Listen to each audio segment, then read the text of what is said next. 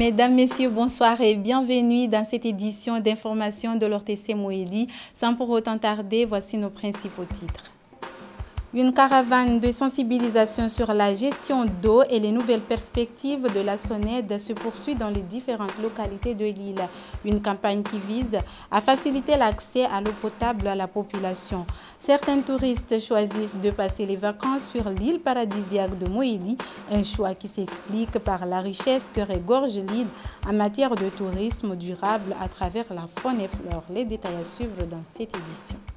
Bienvenue à toutes et à tous. Comme nous l'avons annoncé en titre, l'île de Moélie possède un atout touristique incontestable avec un charme naturel et authentique. Elle reste aujourd'hui une destination écotouristique qui attire plus de visiteurs d'ici et d'ailleurs. Nayam Saïdomar nous fait découvrir cette île au parfum.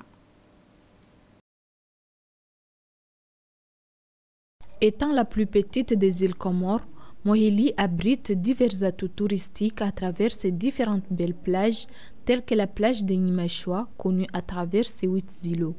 Cette ville, comme tant d'autres localités de l'île, dont Issamia dans la région de Djando, accueille plusieurs touristes venus de loin pour découvrir les merveilles de l'île au parfum.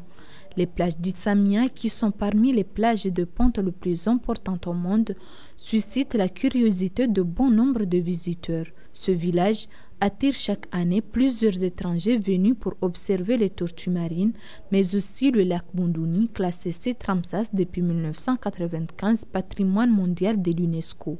Cette source d'eau, où aucun poisson ne peut vivre, fait objet des excursions des élèves, scientifiques et touristes qui viennent étudier les mystères qui l'entourent. Les gens étaient vraiment très sympathiques et tout. On est arrivé hier et depuis tout le monde est vraiment tout le monde est gentil quoi.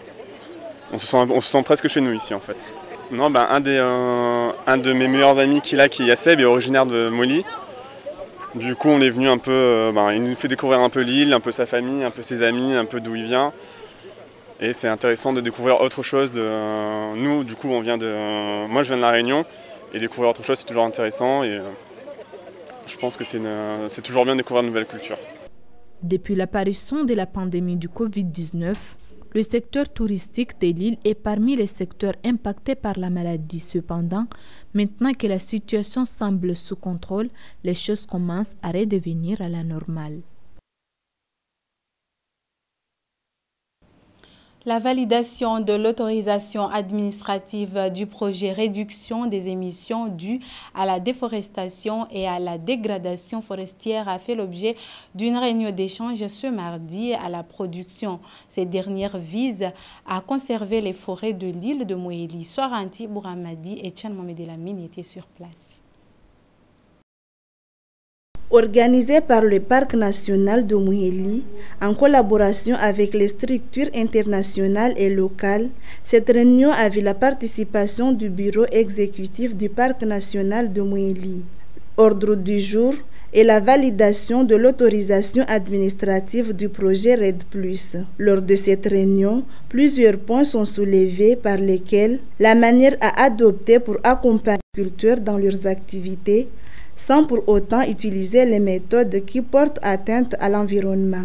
Une manière de conserver les forêts puisqu'elles sont indispensables selon les responsables. Les bénéfices sont vraiment très nombreux. Moi, je ne peux pas les énumérer tous, mais il faut juste s'interroger sur quels sont les bénéfices d'un projet dit projet RED+.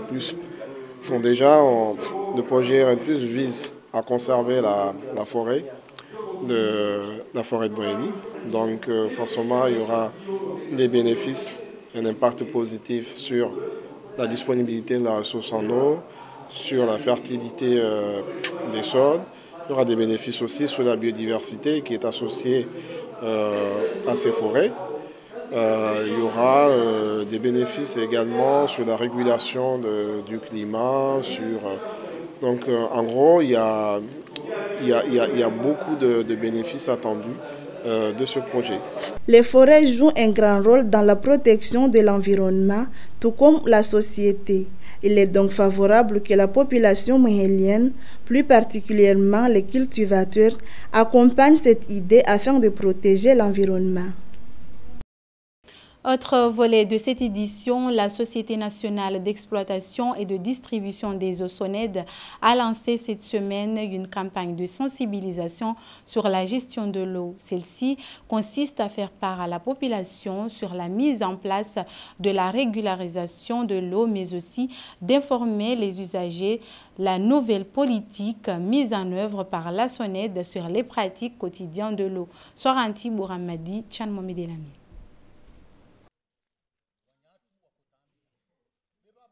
La lutte contre le gaspillage de l'eau ainsi que la régularisation des factures sur le branchement domestique sont l'optique de cette campagne de sensibilisation. Elle a débuté cette semaine dans la localité de Mbaté et Roani et va se poursuivre dans 11 localités de Mouhéli. Un programme initié par la SONED avec l'appui de la Gendarmerie nationale dans l'objectif d'informer les usagers sur la politique mise en œuvre par la SONED dans les pratiques quotidiennes de l'eau. Il s'agit entre autres la consommation moyenne de l'eau par foyer et le branchement illicite de l'eau dans les ménages. On est parti pour sensibiliser toutes les localités de Mouhéli afin de leur montrer les différentes mesures à prendre liées au... En Bassène Takoudja, les habitants ne sont pas contre le paiement des factures d'eau. Toutefois, ils sollicitent la régularité de l'eau d'une façon permanente dans le village, puisqu'ils reçoivent en moyenne de l'eau que 15 jours par mois. Cette idée de changement de SONED, donc c'est une bonne initiative par rapport aux années passées. Donc nous voyons que maintenant, ils ont pris une disponibilité, ils ont pris une initiative pour que toute la population de Comores ou de Mouhéli particulièrement puisse avoir de l'eau librement sans problème. Mais autant nous avons un petit problème par rapport dans notre région. Donc le lot que nous percevons tous les jours, ça ne suffisait pas. En fait, dans un mois, on reçoit l'eau pendant 15 jours. Selon la loi numéro 94-034 du 21 décembre 1991 portant le code de l'eau, les eaux naturelles, l'eau douce ainsi que les ressources naturelles font partie du patrimoine d'où c'est à l'État de fixer les règles auxquelles sont soumis le droit d'user et les disposer des eaux. À partir du mois de mai, l'application du paiement d'un mètre cube d'eau à 500 francs sera obligatoire sur l'étendue du territoire national. Une soirée dansante suivie d'une carnaval sont organisées ce week-end à Djoézi par l'association Fléradjema. Ces activités culturelles visent à collecter des fonds pour la continuité du projet d'adduction d'eau de Djoézi, resté en stand-by à défaut des moyens financiers. Staouya Zakaria, Bakar Kassim Haïcha.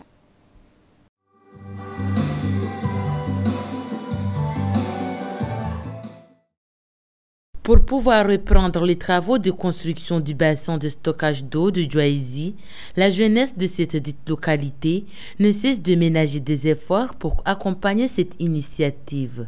Cette fois-ci, c'est l'association Fléradjema qui ont suivi l'exemple des femmes de cette localité. L'organisation d'un carnaval suivi de cette soirée dansante répartie en plusieurs scènes, notamment des danses traditionnelles, d'arabe, ainsi que des différents styles musicaux ont fait vibrer le public présent. Tous, un seul objectif, collecter des moyens pour finaliser les travaux d'adduction d'eau de Djoézi. On a pris l'initiative d'organiser cette activité pour aider l'association qui se charge de l'adduction d'eau de Djoézi pour que la population puisse avoir un peu d'eau dans notre ville. À titre de rappel, les habitants de la localité de Djoézi ont mis le bouchée double afin que les habitants de cette ville puissent avoir accès à l'eau potable. Il est donc du devoir des responsables du domaine d'appuyer ce genre d'initiative pour faciliter le quotidien de chaque ménage. Pour améliorer ses activités liées à l'élevage de poules, Akfam Galfan a créé un appareil destiné à l'incubation des œufs pour obtenir des poussins. Le mini incubateur peut éclore jusqu'à 24 œufs de poules selon la température. Plus de précisions avec Staouya Zakaria et les images de Farid Kassi. Akfam Galfan, âgé de 32 ans, natif de Fonbouni, a réussi à fabriquer un incubateur appelé aussi couveuse après 10 ans de recherche et expérience. Une initiative prise par ce jeune afin d'améliorer la productivité des poules. Ces dernières consistent à mettre les œufs à une température constante de 21 degrés. Ces derniers doivent évoluer jusqu'à 21 jours afin d'être transférés à une autre machine appelée éleveuse. Cependant, avec l'insuffisance des poules pondeuses, la tâche est loin d'être facile. Cet appareil me facilite beaucoup de plus parce que en avant, j'avais une couveuse qui était en enclos. Était directement, j'utilisais une lampe à pétrole. Mais maintenant, j'utilise cet appareil pour que je produise beaucoup. Cet appareil utilise une quantité électrique plus ou moins bas. Et je produis beaucoup de plus qu'en avant. Rappelons qu'un incubateur joue un rôle très important dans la production en masse des volailles. Une manière de permettre d'améliorer la fécondité et ainsi obtenir des poussins. Cette activité permettrait de créer des revenus, réduire les coûts de productivité et assurer une meilleure production avec l'aide des autorités compétentes. Pour finir, à Moélie, comme dans les autres îles sœurs, la majorité des femmes au foyer se lancent dans le commerce informel, un moyen de gagner de revenus pour subvenir aux besoins quotidiens de leur famille sans dépendre de leur mari. Zaria Medkassim et Farid Kassi. Les activités génératrices de revenus sont devenues monnaie courante ici à Moélie. La majorité des femmes moéliennes de toutes catégories d'âge travaillent d'arrache-pied pour subvenir aux besoins de sa famille. Ici, dans les différents coins de l'île, on trouve des femmes, que ce soit femmes au foyer ou non, qui font des activités génératrices de revenus, notamment la restauration, la vente des gâteaux, habits et autres. Tout cela montre combien les femmes se battent sans relâche pour réduire la pauvreté, mais également lutter contre le chômage. À en croire ces femmes, ces activités permettent seulement à assurer les petits besoins quotidiens de leur famille. Comme vous le constatez, on fait la restauration pour espérer avoir quelques sous qui vont nous permettre de gagner un peu de moyens financiers pour payer nos tontines sans tenir compte de nos maris dans ces petits revenus. À noter que ces activités de commercialisation d'un bien ou d'un service permettent de procurer des revenus réguliers afin d'améliorer les conditions de vie. Il est temps que chaque personne emboîte le pas dans ce genre d'activités afin de lutter contre le chômage dans le pays et réduire la délinquance. C'est sur cette information que s'achève cette édition, mais avant de vous quitter, je vous rappelle les titres. Une carnaval de sensibilisation sur la gestion d'eau et les nouvelles perspectives de la SONED se poursuit dans les différentes localités de l'île. Une campagne qui vise à faciliter l'accès à l'eau potable à la population. Certains touristes choisissent de passer les vacances sur l'île paradisiaque de Moélie, un choix qui s'explique par la richesse que regorge l'île en matière de tourisme durable à travers la faune et flore. Cette édition a été réalisée par l'ensemble de l'équipe de l'ORTC Antenne de Moélie. Merci à vous, mesdames et messieurs, de nous avoir suivis. Excellente suite de programme sur votre chaîne nationale. À très bientôt.